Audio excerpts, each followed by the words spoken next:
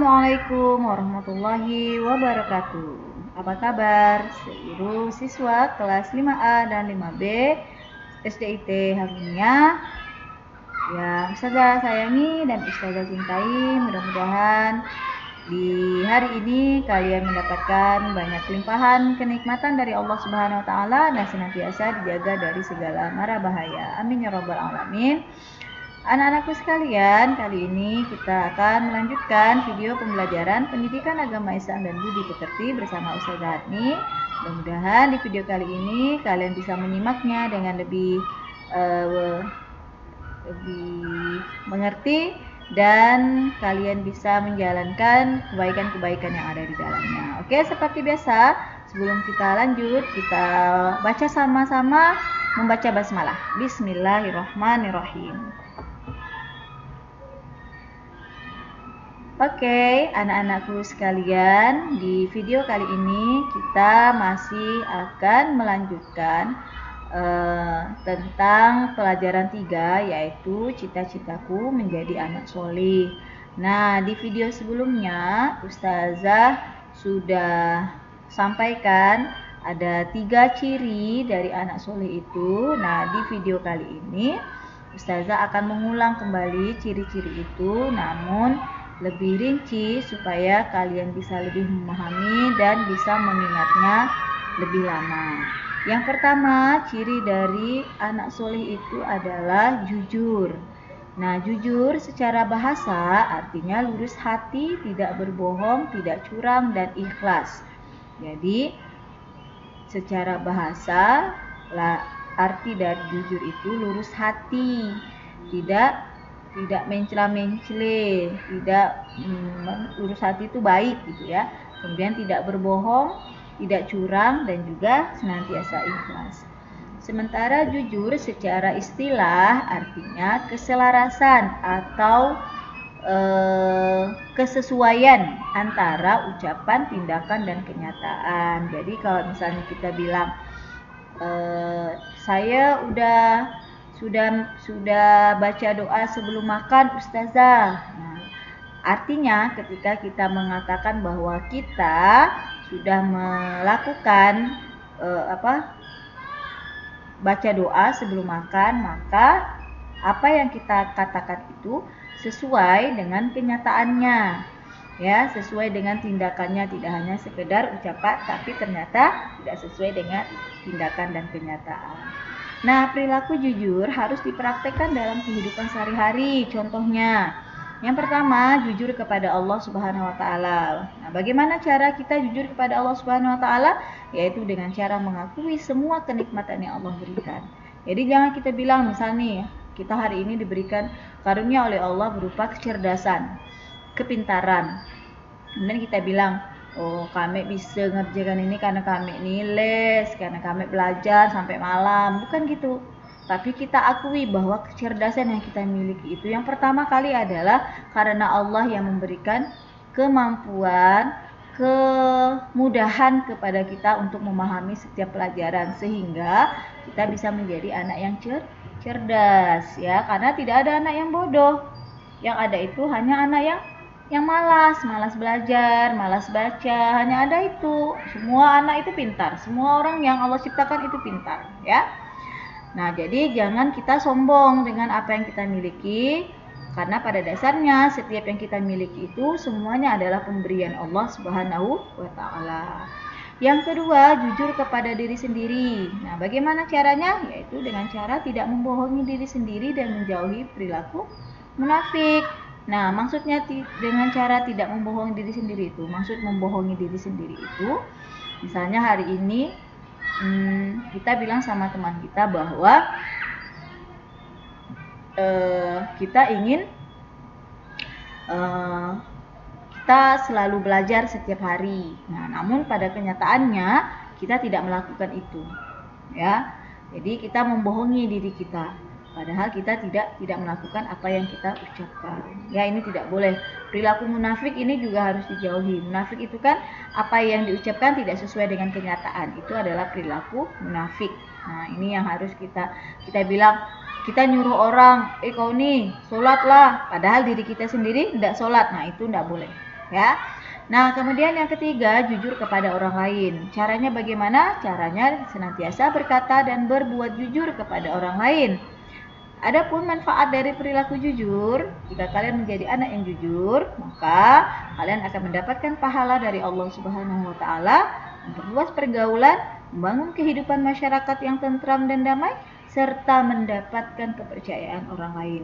Jadi ketika kita menjadi anak yang soleh, anak yang memiliki sifat jujur pada diri kita, maka insya Allah akan banyak kebaikan-kebaikan yang Allah berikan kepada kita, baik berupa pahala, berupa pergaulan teman yang banyak, dan juga mendapatkan kepercayaan dari orang lain. Paham ya untuk jujur ya anak-anak soleh? Oke, kita lanjut. Nah, yang kedua, jadi tadi yang pertama, cita-cita kita menjadi anak yang soleh itu, yang pertama kita harus mau menjadi anak yang jujur. Yang kedua, kita harus memiliki perilaku hormat dan patuh kepada orang tua dan guru. Nah, apa maksudnya perilaku hormat? Hormat itu maksudnya adalah perilaku menghargai, takzim dan khidmat serta taat kepada orang tua, guru dan orang lain. Jadi ketika kalian menghormati orang tua dan guru, maka kalian harus menghargai mereka. Takzim itu artinya kita menjadikan orang tua dan guru itu benar-benar sebagai orang yang lebih tua usianya dari kita, orang yang sangat berharga pada kehidupan kita. Khidmat dan taat pada mereka. Nah, contohnya apa? Misal, bertutur kata sopan dan santun. Ini harus, apalagi kepada orang tua. Ya, tidak boleh kita teriak-teriak, maka atau berkata kepada orang tua itu tidak boleh. Kan Allah mengatakan di dalam Al-Quran, janganlah kamu berkata kepada orang tuamu. Saja tidak boleh, apalagi mak nih nyuruh kita, bapak nih, kita ini letih, itu lebih tak boleh lagi. Berkata saja itu tidak boleh, apalagi yang panjang-panjang, itu pasti tidak boleh. Kemudian mendengarkan nasihat dan perintah orang tua. Nah, siapa lagi yang mau mengingatkan kita kalau kita salah selain orang tua, dan mematuhi perintahnya. Apa salahnya kita mendengarkan perintah orang tua, mematuhinya? Karena memang orang tua adalah orang yang berjasa pada kehidupan kita, ya kan? Ibu kita sudah mengandung kita, melahirkan kita, mengasuh kita, menyusui, memberi makan. Ayah kita juga sudah bekerja mencari nafkah untuk kita bisa makan, bisa beli baju, bisa sekolah. Nah, maka mendengarkan nasihat dan perintah mereka bukanlah sebuah beban yang harus kita rasakan, tapi adalah sebuah karunia karena orang tua kita masih mengingatkan kita. Jadi ketika kita bersalah, senantiasa kita syukuri ketika orang tua, enggak boleh nak, itu salah nak, itu kenapa? Itu tandanya orang tua sayang nak sama kalian. Kalau orang tua dan enggak peduli sama kalian, dibiarkannya kalian, terserahlah, kau nak main ke, kau nak balik ke, terserah. Nah, itu artinya orang tua sudah kesal, sudah tak peduli lagi dengan orang tua, dengan anaknya. Nah, kalian mau orang tua tidak perhatian dengan kalian? Tidak mau kan? Nah, makanya kalau orang tua kasih nasihat, kasih perintah harus didengarkan. Kemudian mendoakan kebaikan untuk orang tua. Ya, ketika habis sholat, Rabbi firli wali walidayya warhamhuma kama rabbayani shaghira. Ucapkan itu terus. Bahkan kata seorang ustadz pernah mengatakan, kalau berdoa untuk orang tua itu jangan pelit. Jangan cuma satu hari satu kali, atau setiap sholat saja, berarti cuma 5 kali.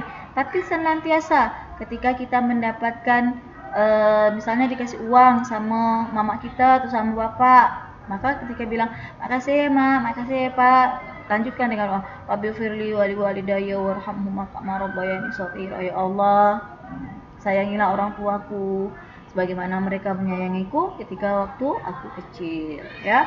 Nah, terus senantiasa doakan kebaikan untuk orang tua. Kemudian menjaga pesan dan pemberian orang tua, ya. Jadi kalau orang tua berpesan, jaga.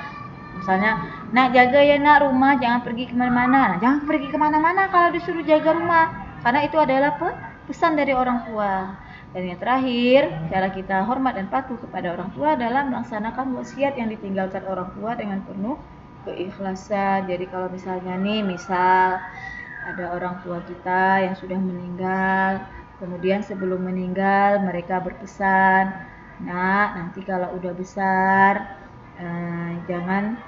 jangan lupa rajin-rajin sholat, jangan lupa baca Qur'annya." Nah, itu harus dilaksanakan. Kenapa? Karena itu adalah wasiat dari kedua orang tua kita. Oke. Nah, kita lanjut ya. Nah, kalau tadi adalah hormat dan patuh pada orang tua, nah, perilaku hormat dan patuh pada guru juga harus kita laksanakan dalam kehidupan kita sehari-hari. Apa contohnya? Contohnya ketika guru mengajar, maka kalian harus mendengarkan dengan penuh perhatian, dengan seksama. Nah, misalnya sekarang karena lagi ada wabah virus, ada musibah besar yang melanda dunia saat ini, pada akhirnya kita harus belajar melalui video seperti ini. Maka kalian juga harus mau menjalankannya, mau mengikutinya. Ketika diminta untuk nonton video, tontonlah dengan baik, tontonlah dengan benar, supaya ketika ada tugas kalian bisa mengerjakannya. Tidak lagi disuruh-suruh sama orang tua, "Kau nih tada nak nonton video pelajaran agama, nanti ada tugas tak bisa ngisi." Nah, jangan lagi diingatkan.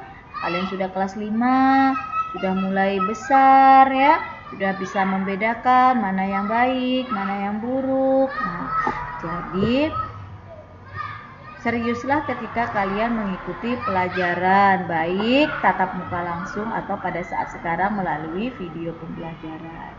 Kemudian perilaku hormat dan patuh pada guru itu juga bisa kalian contoh ketika kalian pergi ke sekolah. Maka pakailah pakaian atau seragam yang rapi saat ke sekolah. Jadi jangan pakai seragam sembarangan. Hari ini pakai baju merah, putih merah, kalian pakai baju oranye misalnya. Atau ketika teman-teman pakai baju oranye, kalian pakai baju coklat. Nah, itu kan tidak sesuai ya. Nah, kemudian tersenyum dan memberi salam saat bertemu guru. Jadi kalau ketemu guru jangan lari seperti yang kemarin Ustazah bilang. Jadi kalau ketemu gurunya lari, kayak ketemu apa gitu, takut. Padahal gurunya kalau ketemu enggak lah macam mana ya. Tapi senyumlah dengan guru, "Ustazah, Ustaz. Assalamualaikum Ustazah, Assalamualaikum Ustaz." Ya, sapa gurunya, karena itu adalah kebaikan. Memberi salam itu artinya kita mendoakan guru kita, dan nanti akan didoakan kembali kan. Kalau kalian ucapkan salam assalamualaikum, pastilah gurunya jawab waalaikumsalam. Tidak mungkinlah gurunya diam aja gitu kan. Nah, dan kemudian cara kita hormat dan patuh pada guru yaitu dengan mendoakan guru setiap selesai sholat, sama seperti tadi ketika untuk orang tua. Kalian juga harus mau mendoakan guru kalian yang ada di sekolah. Apalagi di saat sekarang ketika masa wabah, guru-guru harus tetap keluar mengajar dari sekolah, tidak di rumah. Padahal kita tahu di luar ini masih bertebaran virus-virus yang berbahaya ya. Maka doakanlah guru-guru kalian yang ada di sekolah setiap kalian sholat. Ketika habis berdoa, "Robbi firli", kan untuk orang tua kan, "Robbi firli wali walidayya warhamhuma kama robbayani shaghira." Itu untuk orang tua. Kemudian lanjutkan, "Ya Allah, berikanlah kesehatan untuk guru-guru saya ya Allah. Mudahkanlah jalan mereka ya Allah. Berilah pahala yang besar untuk setiap kebaikan yang mereka lakukan ya Allah. Berikanlah keberkahan pada ilmu yang sudah saya dapatkan ya Allah. Dan semoga semuanya itu bisa membawa guru-guru saya ke surga." Oh, kan bahagia gurunya didoakan seperti itu. Tidak perlu beri yang lebih-lebih, cukup didoakan setiap kalian sholat, guru sudah bahagia ya nak ya. Nah, yang terakhir adalah melaksanakan wasiat dan nasihat guru dengan penuh keikhlasan. Jadi kalau guru kasih nasihat tuh bukan kadang guru marah, kalau guru negur, tapi karena guru sayang ya. Kalau misalnya kalian melakukan kesalahan didiamkan, itu berarti gurunya tidak sayang. Tapi ketika kalian melakukan kesalahan, kemudian ditegur, dinasihati, itu artinya guru sangat menyayangi kalian. Ingat ya, setiap nasihat yang diberikan, setiap teguran yang diberikan atas kesalahan itu bukan dalam rangka untuk bukan karena guru membenci kalian, bukan, karena tidak ada guru yang benci dengan siswanya, namun semuanya itu dilakukan karena guru-guru menyayangi kalian. Baik anak-anak, kita lanjut.